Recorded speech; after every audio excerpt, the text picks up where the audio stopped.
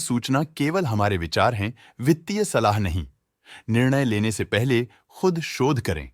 किसी भी लाभ या हानि के लिए हम उत्तरदायी नहीं हैं।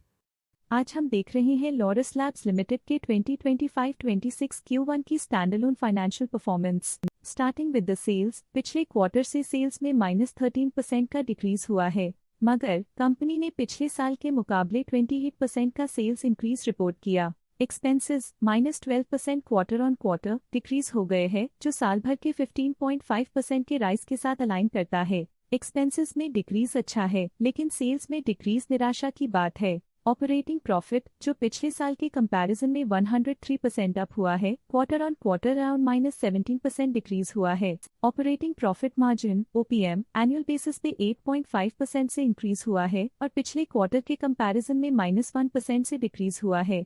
एक्सेप्शनल आइटम्स को ऐड करके अदर इनकम पिछले क्वार्टर के कंपैरिजन में -70% गिर गई, बावजूद इसकी ईयरली ग्रोथ 131.5% हुई है। इंटरेस्ट एक्सपेंसेस पिछले क्वार्टर से -10% डाउन हुआ, लेकिन ईयर ओवर ईयर इंक्रीज 7% हुआ है। डिप्रिशिएशन कॉस्ट में 6% का क्लाइम देखने को मिला और ईयरली बेसिस पे 3% का इंक्रीज देखा गया। प्रॉफिट बिफोर टैक्स एनुअली लगभग 4.5 गुना बढ़ा, लेकिन प्रीसीडिंग क्वार्टर से -36% डिक्रीज हुआ है। इस साल कंपनी ने 26% टैक्स पे किया और क्वार्टरली कंपनी ने 25% टैक्स पे किया है। नेट प्रॉफिट ने ईयर ऑन ईयर अप्रॉक्स 4.5 गुना की वृद्धि दिखाई, जो कंपनी के लिए शानदार परफॉर्मेंस रही। लेकिन लास्ट क्वार्टर से -37% का कंट्रैक्शन हुआ है। इस क्वार्टर के दौरान कंपनी का परफॉर्मेंस इतना अच्छा नहीं रहा।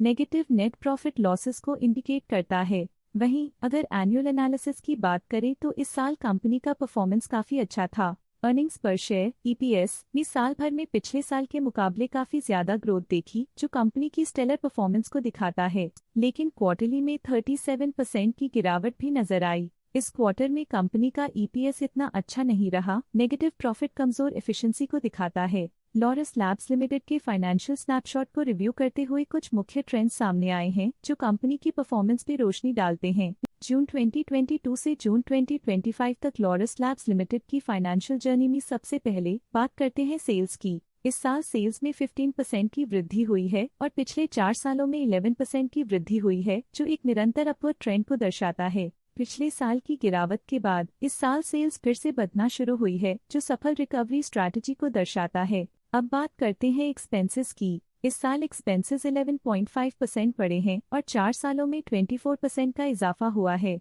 इस साल सेल्स और एक्सपेंसेस एक साथ बढ़ रहे हैं, जो बैलेंस्ड ऑपरेशनल अप्रोच को दर्शाता है। इस साल ऑपरेटिंग प्रॉफिट में 30.5% की बढ़ोतरी हुई और पिछले 4 सालों में -24% की गिरावट हुई है। लगातार 2 साल की गिरावट के बाद इस साल ऑपरेटिंग प्रॉफिट बढ़ा है, जो ऑपरेशनल रणनीतियों में सुधार को दर्शाता है। इस साल नेट प्रॉफिट में 113% की वृद्धि के साथ पिछले 4 सालों में -33% की गिरावट हुई है। लगातार 2 सालों तक प्रॉफिट में कमी के बाद इस साल नेट प्रॉफिट में हुए इजाफ ने एक टर्नअराउंड का संकेत दिया है, जो स्ट्रेटेजिक रीअलाइनमेंट्स का असर हो सकता है। इस साल EPS में 7.5% की वृद्धि हुई, हालांकि पिछले 4 सालों में -66% की गिरावट देखी गई है। लगातार 2 साल की गिरावट के बाद इस साल EPS में वृद्धि प्रॉफिटेबिलिटी में रिकवरी के शुरुआती साइंस देती है। चलिए अब बात करते हैं शेयर होल्डिंग पैटर्न की। लॉरस लैब्स की शेयर होल्डिंग रिपोर्ट्स कुछ इस प्रकार की हैं, जो अननोन 2025 के तक चलता है। ये रिपोर्ट कंपनी के शेयर्स की डिटेल्ड जानकारी देता है, जिसमें promoters, promoter groups, foreign investors, public investors और सरकारी एंटिटीज शामिल हैं। प्रमोटर्स शेयर होल्डिंग 2025 के में 27.62% से 2025 के में 27.59% तक डिक्रीज हो गया। ये डिक्रीज दिखाता है कि इस टाइम पीरियड में कंपनी पे प्रमोटर्स का कंट्रोल कमजोर हुआ है। पब्लिक हेल्थ शेयर्स का परसेंटेज 2025 के में 35.09% से 2025 के में 34.77% तक डिक्रीज हो गया। इस डिक्रीज से साफ है कि इस टाइम पीरियड में कंपनी में पब्लिक का हिस्सा डिक्रीज हुआ है। जब कंपनी के शेयर्स का अधिकतम हिस्सा प्रमोटर्स, FII, DII या गवर्नमेंट के पास होता है, तब ये माना जाता है कि कंपनी मजबूत हाथों में है, जो स्थिरता और मजबूत समर्थन को दर्शाता है और इस मार्केट की स्थिरता बनी रहती है। DII डोमेस्टिक इंस्टीट्यूशनल इन्वेस्टर्स ने अपना शेयर होल्डिंग 2025 में 11.77% से 2025 में 11.94% तक इंक्रीज किया। ये बताता है कि डोमेस्टिक इंस्टीट्यूशंस ने कंपनी में अपना इंटरेस्ट 0.17% तक इंक्रीज किया है। FII, फॉरेन इंस्टीट्यूशनल इन्वेस्टर्स ने अपना शेयर होल्डिंग 2025 में 25.52% से 2025 में 25.7% तक इंक्रीज किया। ये बताता है कि फॉरेन इंस्टीट्यूशंस ने कंपनी में अपना इंटरेस्ट 0.18% तक इंक्रीज किया है। ये था कंपनी का करंट शेयर होल्डिंग पैटर्न। अब नजर डालते हैं लॉरस लैब्स की स्टॉक रिकमेंडेशन पे। लॉरस स्टॉक का करंट प्राइस 564 रुपीस चल रहा है। चॉइस इक्विटी ब्रोकिंग ने स्टॉक की बाय रिकमेंडेशन दी थी।